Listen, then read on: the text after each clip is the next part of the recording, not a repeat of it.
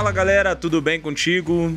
Que triste, chegamos ao último episódio do Comunidade Plus, galera. O último dessa temporada. Semana que vem já tem mais o terceiro trimestre desse ano e você não vai ficar sem lição. E como você sabe, a gente tá sempre estudando aqui com a galera muito top. Hoje eu vou começar primeiro pelas damas. Então quero apresentar ela que está estreando aqui no episódio com a gente. Super Vanessa, tudo bem? Seja bem-vinda. Obrigada, pastor. Terminando então com chave de ouro, né? Olha aí sim, Vanessinha. Da temporada é um prazer. Fiquei sabendo que você recebeu muitos apelos para estar aqui conosco. Pois é, não vou dizer quem, né? Uma pessoa que ficou me convidando, eu fui reclinando, mas dessa vez eu falei, não posso declinar, preciso estar lá para participar com essa galera aqui. Que maravilha, então, Vanessinha. Não que eu queira dar dicas, eu já vou apresentar então o pastor Gilson, que está aqui do meu lado, né? Cara, a Vanessa nasceu em Guarulhos. Eu também nasci em Guarulhos. Tive a honra de conhecer a Vanessa há um bom tempo. E é muito bom ter você aqui com a gente. Um prazer ver você como jornalista e eu como pastor, né? Como dar volta aqui, né, Vanessa? Passou rápido, né, pastor? Muito obrigado pelo convite. Maravilha, Gilson, um prazer ter você aqui com a gente. E o nosso queridíssimo amado, pastor Cândido Gomes. Tudo bem, pastor? Tudo bem, Gabriel. Pessoal, que legal a gente estar junto aqui mais uma vez. E você que acompanhou a gente nessa temporada de conteúdo, de bate-papo, tudo isso aqui, pessoal, é um material a mais, é inspiração, é um instrumento para você se preparar no seu trabalho de pastorear essa pequena comunidade que é o seu pequeno grupo, tá bom? Pega as ideias, participa com a gente desse bate-papo e que seja melhor ainda aí com a sua galera no seu pequeno grupo também. Que maravilha, então, pastor. Hoje a gente tem um tema muito especial, né? Eu estava conferindo aqui e esse tema aqui é da autoria do nosso queridíssimo pastor Cândido Gomes, né? Tema Quem é Quem. Então a gente vai discutir o tema justamente com o autor. Não tem como a gente errar a visão dessa daqui, então, né? É isso mesmo. Então, pastorzão, já jogo, não vou nem ousar dar o início aqui, já jogo a introdução para ti, então. Puxa vida. Então, aqui nesse texto, pessoal, a gente quer bater papo sobre uma questão que está presente na realidade do grande conflito. Leva tempo para as coisas revelarem o seu verdadeiro caráter, leva tempo para resolver esse problema do pecado, mas também isso afeta as nossas relações. Leva tempo para a gente entender algumas coisas que nos acontecem e assim por diante. Agora, o texto base, vou pedir para a Vanessa, de repente, ler para nós aqui, é o texto de Mateus 16, verso 15. Diz o seguinte: mas vós, continuou ele, quem dizeis que eu sou? Então, pergunta de Jesus. Jesus quer saber dos seus discípulos. Eu sei o que as pessoas lá fora estão falando, mas vocês, o que vocês dizem que eu sou? Quem sou eu para vocês, na percepção de vocês? Então, eu acho que a gente leva tempo para construir as nossas opiniões sobre pessoas, sobre realidades, sobre situações que nos acontecem. Inclusive, a gente leva tempo para construir uma resposta sincera e pessoal sobre o que a gente pensa sobre Deus, né? Com certeza. Não é confortável a gente falar assim muitas vezes, mas às vezes a gente, num cantinho lá do coração, a gente pode alimentar uma dúvida. Será que Deus é bom mesmo? Porque na minha visão, o melhor para acontecer na minha vida era isso. Mas por que Deus permitiu que acontecesse aquilo? 3 de nós aqui somos pastores. A gente pede o número de vezes que a gente recebe mensagem: pastor, por que meu casamento acabou? Por que eu não consigo passar no vestibular? Por que meus pais se separaram? Por que meu pai está inválido numa cama? Então, enfim, vamos bater papo sobre essa questão que desafia a nossa fé em certa medida. Então, eu queria direcionar aqui a primeira pergunta para você, Gilson. Vamos ver o que você pode compartilhar com a gente. Você já teve em algum momento uma dúvida sincera sobre a forma como Deus estava dirigindo algum aspecto da sua vida? Várias vezes. Eu acredito que isso é muito comum para o desenvolvimento e maturidade da fé.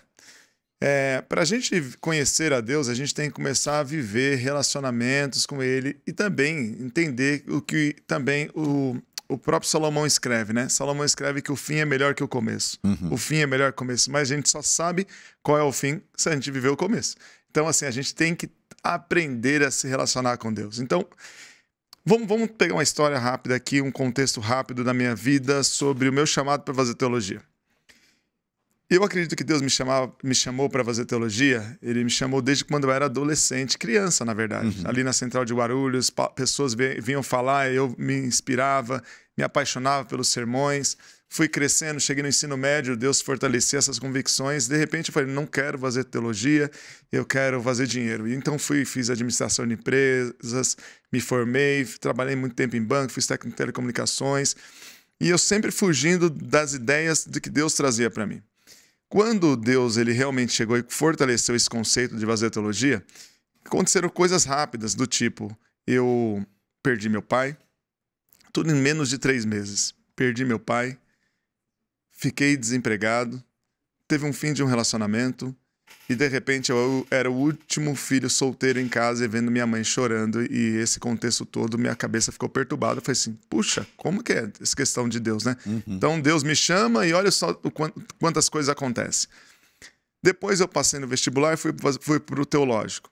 Quando eu fui para o teológico, eu cheguei numa situação de perder todos os recursos que eu tinha, ao ponto de não ter dinheiro para comprar um par de sapato.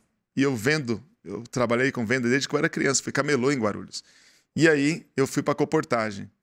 E na coportagem eu não vendi nada. Então chegou um momento que um sapato meu furou, não tinha dinheiro para comprar um par de sapato. Nessa hora, eu caí numa depressão muito grande, no NASP ali. Escondi de um monte de gente, mas eu estava sofrendo uma depressão e uma crise espiritual muito grande. Onde está Deus nessa história toda? Não tem como você encarar isso tudo e falar assim, não, Deus está aqui e tal. Mas foi exatamente nesse deserto que eu me humilhei diante de Deus, fiquei um tempo num quarto chorando, conversando com ele, até que ele se revela. Ele falou, confia em mim, não pelo que você vê, não pelo que você sente, nem tampouco porque pelas suas próprias expectativas. Eu estou com você, confia em mim. E naquele momento eu me apeguei nesse conceito da fé. Eu estava com 29 anos já. E eu pensava que era muito maduro na fé e descobri que eu era uma criança espiritual. E aquilo me fortaleceu tão grande que eu descobri quem é Deus no deserto. Então, essa questão de se alguma vez eu tive dúvidas sobre como Deus estava agindo, claro que eu tive. Mas essas dúvidas eu não soltei dos braços dele, me apeguei a ele e falei, Deus, me ajuda a entender tudo isso. E ele me ajudou, me fortaleceu e graças a Deus eu venci. Então, esse é um conceito que eu acho que quem passa por isso, ao lado dele, cresce. Porque eu acho que tá tudo certo a gente ter dúvida sobre a forma como Deus está conduzindo. Eu acho que aí é a gente não abrir espaço para dúvida sobre quem ele é. Exato. Né? E aí eu conecto com uma segunda pergunta, vou direcionar para você, Vanessa. Pensando nisso, na realidade, como Deus conduz ou quem ele é, quais você acha que são as principais mentiras que Satanás propaga hoje nos nossos dias, na cabeça da nossa juventude? O que você pensa? Uma das maiores mentiras atuais, para mim, é aquela válida que alguns têm por aí. Meu corpo, minhas regras, né? Porque nós cristãos sabemos que o nosso corpo, a nossa mente, não é nosso. É de Deus. O nosso corpo é o templo do Espírito Santo. Então eu preciso me vestir, eu preciso cuidar de mim conforme o querer e a vontade de Deus, né? E aquela questão de, se não tá fazendo mal pra você, faz bem pra você, então pode fazer. Você tem vontade? Faz bem pra você? Vai. Né? É uma das maiores mentiras pregadas também. Porque nem tudo que eu acho que é bom pra mim, de fato é bom pra mim. Né? E ainda mais se vão contra os princípios bíblicos.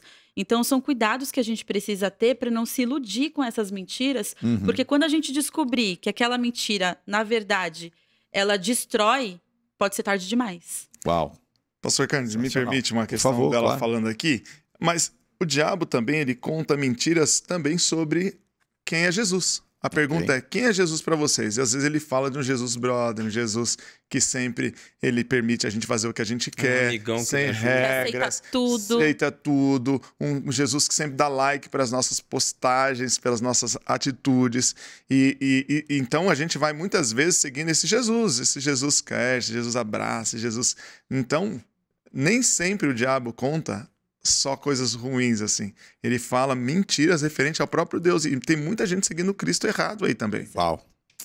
É isso mesmo. Exatamente. Eu acho que a gente precisa entender que o objetivo de Satanás é confundir, né? Então, nem sempre vai ser uma total inverdade. Às vezes verdade misturada mistura, né? com um pouco de mentira, mas ele continua por aí, né? Escondido atrás das árvores, fazendo propostas como aquela que ele fez para Eva lá no Éden.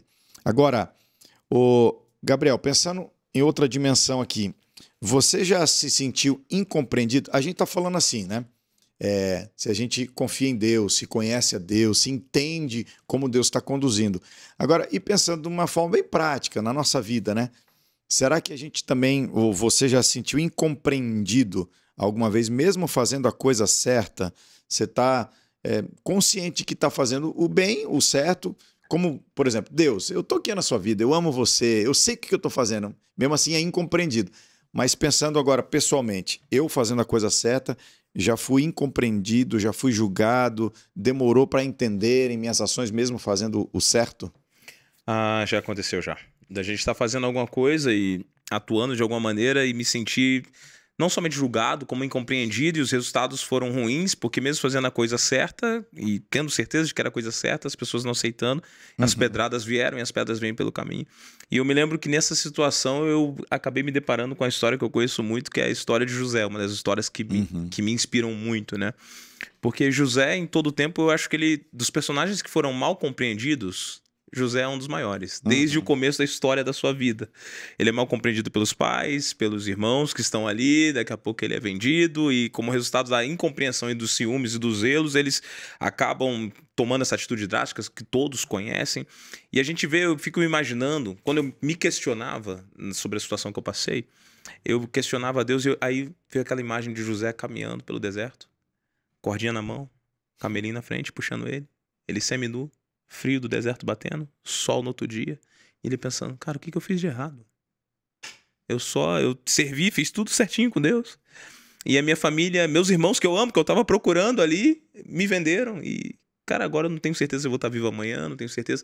E eu acho que a maior incompreensão dele ali naquele momento, dele, o maior julgamento que ele tinha na cabeça, a maior tentação era pensar assim, será que Deus... ele me compreendeu, porque eu até entendo meus irmãos não me compreenderem, até entendo meus pais não me compreenderem, mas será que Deus? Será que eu estou sendo incompreendido por isso? Será que eu estou me portando mal? E aí eu gosto da passagem de José, porque José, ele passa por essa dificuldade, aí você vai ler tanto na Bíblia quanto no Espírito de Profecia, aí fala assim, mas Deus estava com José. Aí José vai parar na casa de Potifar, e aí se a gente for olhar com os olhos humanos, tem uma mulher bonita, que era a mulher de um homem rico, estava lá, uma mulher de posse, bem cuidada, e ela quer simplesmente ter prazer com José. José corre. E aí, quando José corre, você fala assim, quem tá olhando de fora, humanamente falando, vai falar, cara, mas o que esse cara tá fazendo? Né? Porque no século que a gente vive, né? Aí ele faz a coisa certa, ele é mal compreendido pelos que estão ao redor e ele vai parar numa prisão. Aí a Bíblia fala assim, e Deus estava com José. E isso mexe muito comigo, porque eu falo assim, caramba... nos maiores desertos, no fundo da prisão, Deus estava com José. José não conseguia ver. A gente lê a história e é muito fácil, porque você lê, a Bíblia dedica 12, 13 capítulos de Gênesis para falar de José, e é muito fácil, você já sabe o final da história, mas imagina 12 anos da vida de José sendo mal e compreendido por todos, parando na prisão, virando escravo, com incerteza diante de si, e o único que compreendia a história toda era Deus, porque Deus sabia o final, ele não sabia. Então, assim, quando eu olho para essa história, eu fico pensando assim, às vezes eu posso estar sendo mal compreendido pelos outros. Às vezes eu posso não estar entendendo, pode ser eu que estou compreendendo mal a situação. E às vezes estou fazendo orações que parece que não são respondidas. Mas eu aprendi uma frase que até peguei do pastor Josanã, é essa. O cuidado de Deus comigo nada tem que ver com as minhas vontades, os meus desejos, o meu conforto, a minha satisfação. E foi isso que aconteceu com José. José foi mal compreendido, mas Deus compreendia tudo. E como Deus compreendia tudo, falou assim, cara, você vai ter 12 anos de incompreensão. Mas lá na frente... quando tu olhar pra trás, tu vai dar glórias ao meu nome. Vai falar assim, que bom que eu passei por tudo isso. Lá na frente você vai entender tudo isso. Você vai entender tudo isso. Eu falo de incompreendido, alguém incompreendido, eu penso em Noé, né? Noé construindo a arca, sendo zombado, chamando de louco, um fenômeno meteorológico inédito que ele anunciava. Um barco gigante surgindo. Noé não era engenheiro naval, nunca tinha visto chuva, mas eu gosto de pensar que Noé não parou para dar explicação para todo mundo que estava interpretando mal a sua atitude. Então eu gosto de pensar, continue fazendo a coisa certa, continue fazendo o que Deus te mandou fazer, continue construindo e deixe que a chuva fala por si só. Eu acho que a perguntinha que fica aí para o final é, quem é Jesus para você, né? Então continua, né? Essa pergunta é a pergunta eterna. É isso mesmo. Bom demais, pessoal. A gente podia conversar muito sobre esse tema. Importante a gente sair, de repente, dessa temporada construindo essa resposta, né, pastor Gilson? Quem é Jesus para mim? Eu o conheço mesmo a ponto de confiar nele, mesmo sem entender as atitudes dele, que a gente tem essa resposta do fundo do coração. Amém, que bom. Amigos, uma pena. Acabou essa temporada. Olha só, passou. Mas não fiquem preocupados, semana que vem tem mais, já vai ter a nova temporada. E você de casa já sabe, a gente começa aqui a discussão, mas ela termina na sua casa aí no seu PG, tá bom? Então nós vamos orar para poder terminar agora. Vamos orar então. Querido Deus, obrigado por uma temporada de bênçãos, obrigado por temas tão relevantes que o Senhor nos enviou. Te pedimos que cada um desses temas, te pedimos que o tema de hoje seja pertinente na vida de todos, seja uma bênção para eles e que esses pequenos grupos sejam pedaços dos céus, ó Pai. Fica com cada jovem que está assistindo. Obrigado por tudo, em nome de Jesus. Amém. Amém. Pessoal, brigadão, valeu mesmo. Pessoal que tá de casa, até a próxima. Valeu, tchau, tchau. Valeu.